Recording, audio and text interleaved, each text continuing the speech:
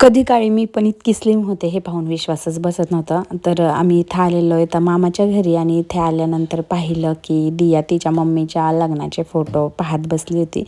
तर म्हणून मग मी पण अल्बम पाहिला. तर मग त्या अल्बममध्ये मला माझे जुने फोटो सगळे दिसले, म्हणजे तिच्या लग्नातले माझे सगळे फोटो दिसले.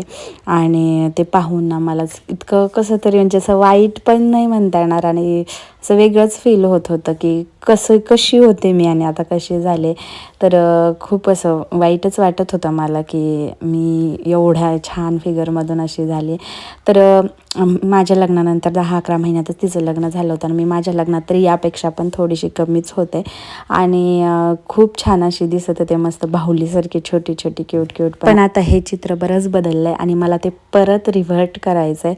तर नक्कीच आपण ते करू. पण आज जायचं होतं प्रियाला तिच्या घरी, तर त्यासाठीच आम्ही तिला इथं वाट लावण्यासाठी आलो होतो. आणि मग आम्हाला थोडीफार शॉपिंग करायला पण जायचं होतं.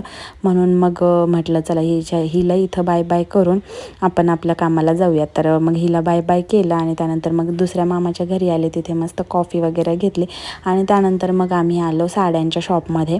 तर इथे आम्हाला आज परत साड्या खरेदी करायच्या होत्या आणि आम्हाला जो पॅटर्न आवडत होता त्यात कलर्स नव्हते, जे कलर्स आवडत होते त्याचा कपडा आवडत नव्हता. असं बरंचसं काही क्युरीज निघत गेल्या आणि फायनली आम्ही नंतर साड्या घेतल्या. तर त्या दिवशी पण आम्ही 3-4 साड्या घेतल्या होत्या आणि आज परत 6-7 साड्या घेतल्यात. तर आम्ही दरवर्षी आमचं असं 2-3 वेळा तरी आमची साड्यांची शॉपिंग असते. आणि हा इथे बघा साड्यांच्या दुकानात फटाकडे वाजवतोय. तर ओरिजिनल फटाकडे नाही, पण हे कॅरमची जी कॉईन असतो ना त्याच्यावरती सेल आपटतोय, लांब जाऊन म्हणतो फटाकडा वाजला. आणि आम्ही कोणकोणत्या साड्या घेतल्या हे तुम्हाला मी नेक्स्ट व्लॉगमध्ये दाखवते.